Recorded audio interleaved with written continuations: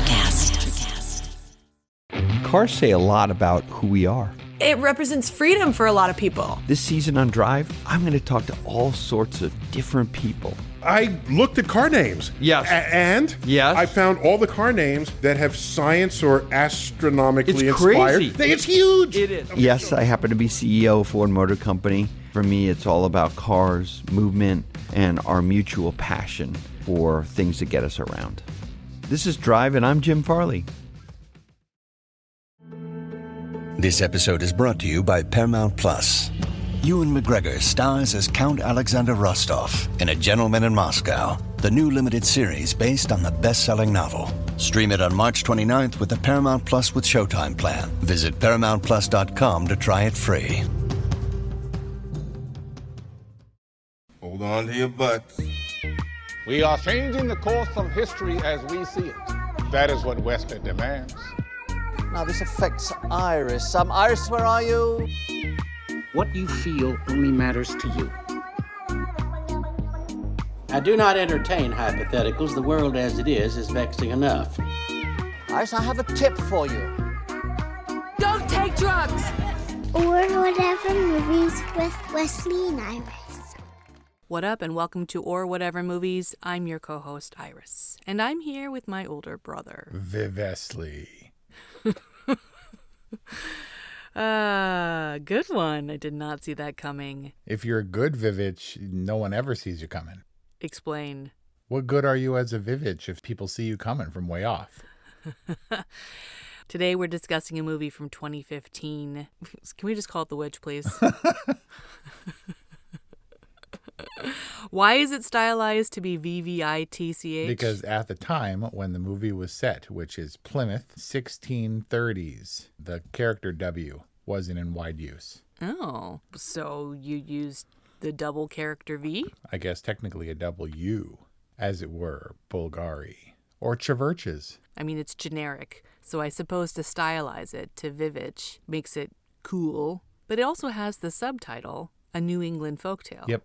Which I'm not sure made it to screen. You're right. I don't think it's ever on the screen. But boy, is this a New England folktale. Weren't nothing modern about this. I wouldn't say that this movie it's not really stylized. It's about as stylistic as Puritans can be. Well, yeah. The Puritans weren't exactly known for being outwardly styled. Yep. You know, I had a bizarre conversation the other day.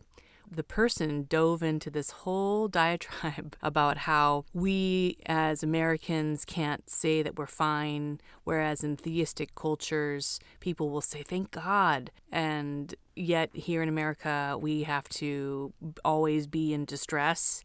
And he was relating it to our puritanical roots, where we were always, I don't know, making up for or atoning for our sins. And I was like, whoa, what just happened here?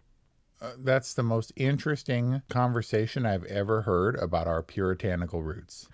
Because let me tell you, this movie, when it's about God, is tiresome. But isn't that the point? This strict observance of God and religion is so suppressive? I am afraid that is indeed the point, yes. Okay. So the Puritans, this family was banished because they felt that the church was not up enough on the Gospels, right? I think it was a mutual misunderstanding about how to employ Christianity in their lives. And so from the otherwise pretty straightforward tale of family meets witch tears apart family, quite literally, over time. This movie was more, if there was scary stuff in this movie, it was the horror of a God-fearing life. The horror and the hardships. Right? Because that ground is hard and cold, and you're going to be on your knees all the dang time. But this requires a level of faith. This movie, you have to, director Robert Eggers, whom we've discussed multiple times now. I don't know that there is a director that we've covered 3 films, from The Northman to The Lighthouse, and now The VVITCH. So that's 3 films for a single director, which I believe is a record. Or Whatever Movies loves Robert Eggers. Yeah, maybe not all of his movies necessarily, But he said that he worked really hard to make you believe, to put you in puritanical New England and to make you believe, because otherwise, if you don't have, it's movie belief, your suspension of disbelief. Because if you're not on board with the witch ain't going to thrill you. It's interesting to me that you can back up what you're saying with facts from Robert Eggers, that he wants you to believe, because it seemed to me that we are not meant to empathize with this family. We are, that the filmmakers kind of keep us out of sympathy and empathy. Like they're so far removed from our experience that we're intended to kind of look in on them as an oddity. Does that make sense? Well, as a conventional movie audience, are you suggesting we're on the witch's side? No, it's just that we're not intended to relate to the family. I agree, but probably for different reasons. I want to start off by dedicating this episode to the people who provided the closed captions. I think that part of my disregard, for this movie the first time around was my utter inability to understand anything that anyone was saying. And that kept me distant and kept me apart from the family because I didn't jive with their lingo. Okay. And with the subtitles, with the help of subtitles, closed caption, you were able to track? Absolutely essential. As modern moviegoers, Kelly and I started with the subtitles, and then she's like, maybe we could turn them off. And we toggled them off, and then she said, maybe we should turn them back on. I mean, I just default to closed captions, so I didn't have this experience. Yeah, but that is not the case. Can you imagine just a lay moviegoer or even kids going and be like, I'm going to go see a scary movie, I'm going to see The Witch, and then dropped into the puritanical phrasing? Yeah, I guess so. I didn't realize that these and thys and stuff were really used in common tongue. Like, I thought that was more of a literary thing, but I guess so. Yeah, we're on the border, obviously, because this is pre-America by about 150 years almost. But still, the thous and the yous, if we're being absolutely technical, were a little bit not quite as interchangeable as this movie suggested. They were, it wasn't quite right, is what historians say. Okay, well. Not that I would have known that. Okay, so. Language kept me out a little bit, and the subtitles overcompensated because everything was eerie music and ominous chorus and farm animal sounds. Women's voices rise. Right? And that's how you know when it's scary and when stuff is going to happen, or at least when something is significant. A little bit like Lamb, I was watching this movie and I was relying on the modern movie techniques to tell me when something important was happening. And Kelly Ray chimed in and said, every time they show the trees and play ominous music, I just think it's pretty. It's like when we enter the stalagmite cave in the Calico Mine Ride at Knott's Berry Farm. Right. And the chorus is like, oh, and you're like, wow. Yeah. And then you realize you're just like on a ride in Knott's Berry Farm. Oh no! When I was a kid, I definitely believed it. I was like, they dug into Knott's Mountain, and they found these magical fairy pools. Mount Knott's. Yeah, it was a giant magic-containing mountain. That's the reason they built on the site. For me, it was the bunny. I was like, oh, bunny, and it was cute. Whereas here, it was an ominous, foreboding hare, supposed to be. So the hare, the bunny. Let me get this right. The bunny, the goat, the pretty woman, the scary-looking woman, the hook-nosed naked woman. Yeah. Oh, right. And the women around the bonfire, all witches. Yes. Or all the witch. Right. I think in a Snow White kind of way, the pretty woman was actually the old woman. And the goat and the bunny? And the goat and the bunny. But the goat was Satan, right? And so when she compelled the goat, when she asked the goat to speak to her as he had spoken. Black Phillip. Yeah, as Kelly called him, Black Nathan. Black Nathan? You were trying to figure out which name it was? She said, what was his name? Black Nathan? I don't know. That was pretty funny. Black Bob. Right? And she implores the goat, speak to me as you spoke to them. And he's like, would you like the taste of butter? But then, would you like to live deliciously? So Nathan is she's talking to the goat. Philip Philip. Right.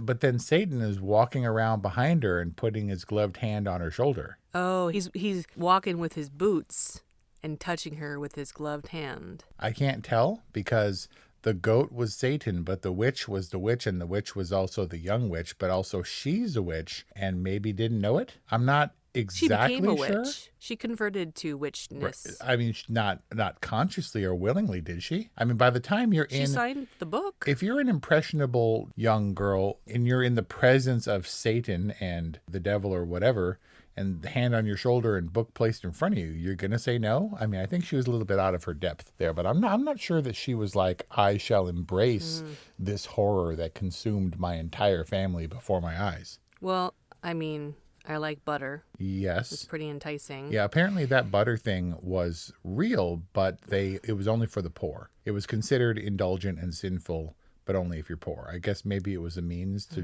maybe it was to justify, you got to live simply and frugally or whatever. Okay, if we approach this from the facts, you can say that Thomasin approaches Black Phillip with curiosity. I think that's fair. And then she is tempted, but really, come on.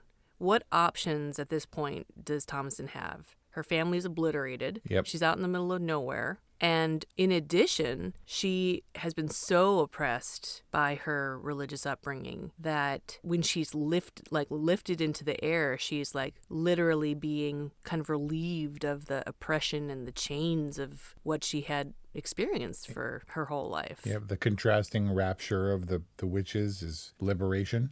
Basically, yeah. So not only does she not have another choice, but this seems like a attractive, though damning, opportunity in contrast to what she's experienced her whole life. I don't know. You say liberation, I say a failing on her part. Because, man, number one, she's trusting the devil. Number two, all those witches were naked and hiding in the woods. How is that conducive to, would you like to see the world? How are you going to do that? Where are you going to put your passport? Is it on the broom? I mean, I think that's Satan was putting it on a little bit, but that's how Satan tempts Jesus. That's how Satan do. That's what, yeah. He takes him to the precipice. He shows him the world, right? He says, I can make all of this yours. And that's basically the parallel for what he offers to Thomasin. You're the theological component to this podcast, undoubtedly. I'm treating this on the surface, and I wouldn't trust that witch because that witch hurt the dog. You never hurt the dog. That's when you know someone's really bad. Right? Except for Rambo, who had hurt the dog out of necessity because they were mean dogs. But when they yelp, they're not mean dogs. They're sad dogs. You don't hurt the dog. What does she do to the dog? Oh, she guts the dog in the wood because they're hunting? I don't know. I've blocked it out. Yeah, you don't mess with dogs. That's messed up. You don't mess with babies, and that's the card. Like, if you're going to be turned away from the witch, man, the witch ate the baby. I don't know that she ate the baby. She did, and then she took a bath in the baby. She caressed the baby, and then she bathed herself in its blood. She, churned that baby into the butter. How do we know that she ate the baby? Apparently, that was a part of the legend. Is the reason that witches squirrel away children is so that they can consume them, which better enables their broom flying abilities. No joke. Wait, their broom flying ability? Whatever. I thought that's what made them young. Their ability to fly is, the fuel for witch flight is baby. You're pulling my leg. This is what I'm hearing. Who knows, This is the man? lore? Because you either believe, the lore. But wait. But clearly the witch is cronish. Yes. Is crony or cronish? That neither of these words have ever been tested. I think we can go with either. Clearly the witch is a crone. Yep. And then, if it's the same witch, she reveals herself as being young and voluptuous and attractive. Correct? Except for the arm. Got to hide that witch arm. Because that's just for the viewers, not for Caleb. Oh, the creepy arm that comes in from out of frame? Yeah. It's a good thing that Caleb didn't survive. Because the witch, when she was embosomed, that was going to mess with him psychologically. That was going to mess up his sex life in adulthood. Okay, well, he was already going down the wrong path. Because he was fetishizing and fantasizing about his sister. Look, I'm not condoning. I'm not saying I can relate. What are you going to do? Did you see Babel? Did they do the same thing? when you're a child. I mean, part of this whole thing, the resistance, was their worry about Thomasin embracing her adulthood and sexuality and stuff. And what are we going to do? What are we going to do? They were going to take her to town and basically sell her off. Yeah, make her part of a different family. And at the end, Mom accuses her outright of using her feminine wiles against her dad and against Caleb. Whether that didn't seem founded, that seemed like it came from jealousy, or it came from just from the fact that she was a developing young woman.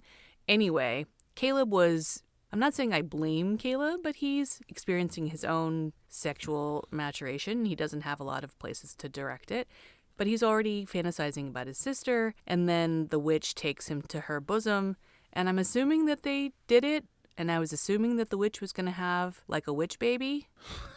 But then there were just other witches. Is Caleb capable of producing witch baby? I mean, probably, but it didn't go that way. So it's neither here nor there.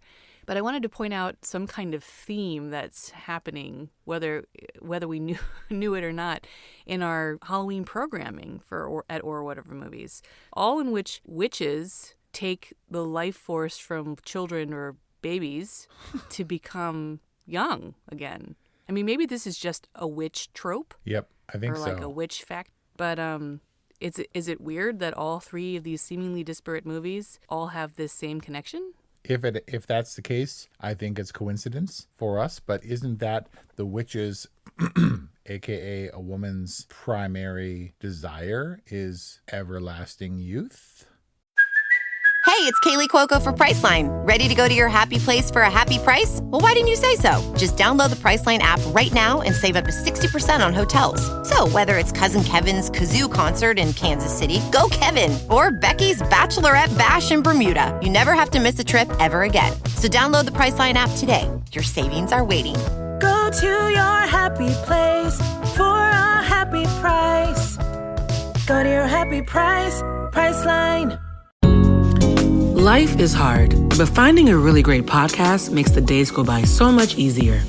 Hi, my name is Blue Telusma. I'm a writer, an emotional intelligence coach, and the host of Humanize with Blue Telusma, a podcast where we believe that when you humanize everyone in the room, a great conversation is almost guaranteed. Join us every week here on Electricast as me and my guest co-hosts unpack big topics and interview even bigger personalities with a sense of humor and a dash of mischief. If you're looking for a new best friend in your head, we've got you covered. Electricast. All of these creatures, monsters in popular lore, as old as they are, play on our base instinctual horrors. It's vampires and Draculas and Frankensteins and ghosts and witches. And zombies. Yeah, well, zombies a little bit later. They play on this idea of eternal life being a horror. Just the horror, the things that people will, the lengths that they will go to stay alive. Right. And the afterlife, the undead life is a desecrated life. Right. And the irony being that they basically look dead anyway. Until they take the life force from little children and babies. The old witch didn't look altogether vibrant, although she can put it on. When she becomes embosomed, she really has it down. Good makeup. But still slinky and scary. Like, why can't she just act normal and puritanical? I don't know. Because that's not what Caleb was looking for? Yeah, he wants Red Riding Hood. Caleb wanted the slinky?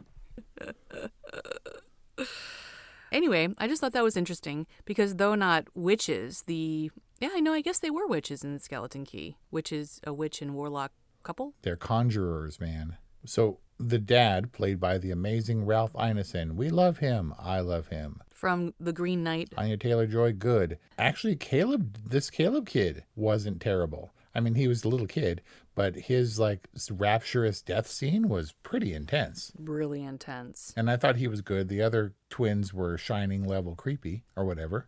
Very creepy. I very much enjoyed the acting for the most part in this movie, as indecipherable as they were. The mom was great. I didn't understand what they were saying. They sort of weren't blind. I mean, it was almost like a puritanical whodunit. We didn't know who the witch was or what was happening or who they were coming after next, but we knew, right, that they were going to get picked off one by one. And Dad wasn't blind to the whole situation. I think you kind of know when you're in puritanical society that your chances of losing at least one kid of your family are pretty good. That's why you stack the deck. And that's why you have 5 kids. Right. And also for farm help. But why didn't the dad kill Black Nathan to begin with? Black Phillip? Yeah. Because they were already pretty hard up. When the witch kills all the animals, that's like the final death stroke. Yeah. Like when the corn goes bad, that's like the death knell. And when the animals are all slaughtered, that's the death stroke. Yeah, then you just have goat stew a little bit earlier than anticipated. You can't just kill the goat. You're counting on it for milk and I think Black Nathan was like the sire to like help build the goat flock. It was a male goat. How much milk you getting out of him? Okay, so you're not getting milk from Black Phillip, but you're getting babies. From the other goats. Yeah, the goat has to be like the sire goat. Okay, the stud. And so you can't just go killing off exactly. You can't go killing off your basically only inventory. Yeah, but if it's decimating your employees, maybe you take the hit. I'm just saying it wasn't a practical decision for him to proactively do away with Black Phillip. But in hindsight, yeah, it probably would have been wise. But I don't know that it would have eradicated the curse. I think they were pretty well done in from the moment we see the wagon rattling down that forlorn-looking path. All tottery and stuff? And like, how are they going to make it? Right. All frontiersy and them like hanging off the back and stuff.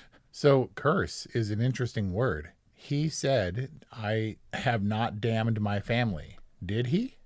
Well, I think that is Dad's arc. What's his name? Ralph Ineson, father. William. I think that's William's arc because when he stands trial or whatever that was prior to the families leaving the community, he was pretty proud and pretty self-justified. That's him getting kicked out of the HOA. And then maybe he thinks he loses faith that he was in the right, that he thinks that maybe his pride or some other undisclosed sin was damning his family. I think his pride starts to really break down. And if he had a sin, if there was a surface sin for us to point out, it would have been pride. Okay, so hubris leads him out into the jungle or whatever, or on the outskirts, and then as a result of his actions or thinking that he knows the gospel and has a better understanding or a different understanding than his peers, he can take his family out, and thus are they targeted and subjected to these theological horrors or whatever? Is it like a crisis of faith, or are they simply the lame animals on the edge of the flock that the predators take first? Like, were they selected or were they just kind of the only options? Right? Near at hand and have a witch potential daughter. I think more of the latter. I think they're more like the lame, the vulnerable. I think they were vulnerable to the witch, but it sounds like maybe it was his sin of pride and a family sin that he passed down to his children that made them truly susceptible. I guess it's yes and both. I think if there was truth and feeling in this movie, it was the family dynamic. And poor mom is having a tough time. But already they question their decision. It's uncertain. The kids are kind of left to their own devices and stuff and had an awful lot of time to play around a dangerous river and junk. But, you know, they very much wanted to be a family and tried really hard and mourned each subsequent loss of a family member and stuff pretty much down to the very end. So I wondered if it was their punishment, if this was the God that they feared rearing its ugly head, or, you know, the satanic component of God, and if they earned it. Because they seemed well enough intentioned. This wasn't the horror movie where the parents are also part of the horror. You know, he might have steered them down the wrong rutted dirt path or whatever, but he wasn't. Neither of the parents, I don't think were bad. I don't think so either. I think they were kind of doing what they could, surviving in a colonial kind of sense. You can see all the trappings, the paranoia, the catch-22, the impossible nature of determining if someone's a witch. What are you going to do? Yo, no, it's absolutely terrible. What are you going to do? I mean, at least we knew when we saw this witch that witch was the witch. Which witch was the witch? The witch. There were multiple incarnations. The poster, the key art says evil takes many forms. I'm not sure, right. And so there's a singular evil that seems to suggest. And I'm not sure that the young witch and the old witch and the goat Satan witch were all different. I feel like they were all part of this aggregate evil. And I wasn't sure that there were multiple identities of evil until the coven is singing and dancing around the fire.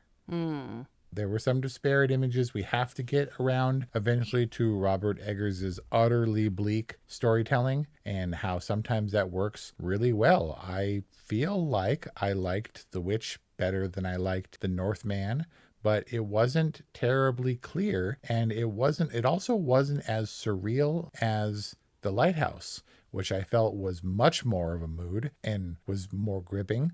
I wouldn't say that this movie was scary. It had its ominous stuff or whatever, and you know me, it seemed like it would be perfectly in line. Like, this is a kind of a cinephile's horror movie, and I would be all into the natural lighting, and I love the actors, and I liked the performances that they gave.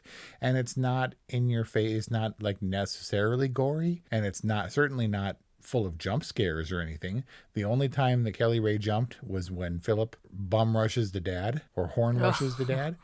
And ugh, man, he's gored. Yeah, but how do you gore him with those wildly curved horns? The angle was not conducive to goring, but apparently it's true. Philip, he might have been Philip because that might have been the goat's name, but Philip was apparently an untrainable asshole. Like, the horses were fine and all the other livestock was fine. Even the kids were fine, but that goat didn't want to play ball. When the goat is like ramming the dad, I don't think that was scripted. Like, I think that was just the goat totally acting up, and they got it on film and they're using it. What? Philip was a punk. They got that great shot of him rearing and acting up, but I don't think... You think Ralph Ineson was literally rammed? I think, no, maybe not the ramming scene, because that seems staged in the way that it was cut. But Robert Eggers said that this was his first feature, and he had done some shorts, and he said that the goat was the worst experience, like way worse than he could have possibly imagined, because Philip apparently was actually evil. I mean, you can tell when he's giving you that look in the barn that he's up to no good. I projected a lot. Goats have the worst eyes. The goat eyes are the freakiest, like square pupils. I don't know. I don't like the way they breathe. When he's sitting there breathing all heavy, it's very gozery.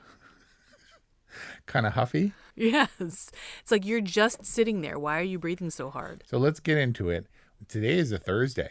Why are we recording the VVITCH on a Thursday? Weren't we supposed to record this on Monday? Yeah, we discussed it on Friday with the intention of us watching it over the weekend to record on Monday. And you were like, oh yeah, totally. For 2 consecutive nights, I fell asleep watching The Witch. But it was so scary. And I finished it last night. It's atmospheric. It's scary. I don't know, man. I was like, "Meh," when she turns around and she's like, ha, ha, ha, ha, ha, ha, ha, which I don't know why she's laughing. But then I rewound it and watched it again, and it was like, she's just laughing. Why are we so scared? Exactly. It's just witch butt. Why are we scared? What was she doing to that goat? I don't know. Cooking it. Oh, humping it. I don't know. It sounded like she was milking it because they were like wet sounds. How did it get in there? How did the witch get in there? Didn't make sense. Well, how did the witch snap up Samuel? She just does. Like, she didn't have a blanket and she was all naked and shivery. Like, she doesn't take care of herself, this witch. No wonder she's a witch. Bad hygiene leads to witchcraft. Right? Drive you insane. I'm going to go with wasn't scary, man. Neither the first time nor the second time. It was just religious freakiness, and if none of that bothers you, it's kind of just a goat in natural lighting in a thatched straw hut house. But there were some truths in The Witch. This is definitely, that's how you put a little sister in her place, is through fear and intimidation. When Thomason backs down the punk-ass kid by admitting that she's the witch.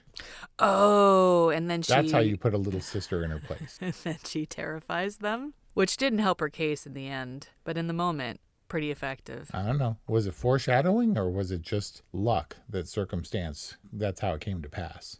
I think it was foreshadowing a little bit, right? That she wasn't completely opposed. Sure. And that she would use witchery to her advantage. So I think The Witch, despite what Robert Eggers might say about this film, I think his intentions come through. I had read that he felt like what was in his mind didn't fully translate to the screen in The Witch, but something comes through. It's very naturalistic, it's very grounded, it's atmospheric. It's not necessarily scary, but it's certainly creepy. I mean, it certainly raises some questions, but that's no different than The Lighthouse or The Northman. I would probably venture to give The Witch a good. I'm going to give it a little bit below the line. I hadn't seen The Witch since its theatrical release. I did enjoy it more this time around because I could understand what they were saying. I was a little bit better in Ralph Ineson and Anya Taylor-Joy. They were both a little bit more in my orbit. But I was looking for, because it was, like you said, grounded and realistic, and much of the supernatural elements happen off screen. The baby disappears. How did it happen? We don't know. No real CG. I'm sure they hauled her up like with clotheslines at the end, and that's how she flew. The barn got destroyed. Somehow that happened. We didn't see it. The witch was in the barn, and how did the witch get in the barn? I don't know. But otherwise it was, sort of natural light and stuff. And it was like, okay, kids, now here's the part where you lay down and you pitch a fit and we'll film it. And you got to be on board, man. You got to believe in, maybe not in the witchcraft necessarily, although the family certainly did. I mean, I didn't believe either in the witchcraft or in the stagecraft or whatever. I understand what he was trying to do, but hardly a scary movie for scary Halloween season or whatever movie's 2022. And your official rating is? Whatever. Whatever then, whatever now. You mean VVITCH? Yeah. Do it again? VVITCH? I didn't see that one coming. And that's our discussion on The Witch from 2015, Robert Eggers' first feature film. Check out our other discussions on Robert Eggers' films, including The Lighthouse and The Northman, available now at orwhatevermovies.com or wherever you get podcasts.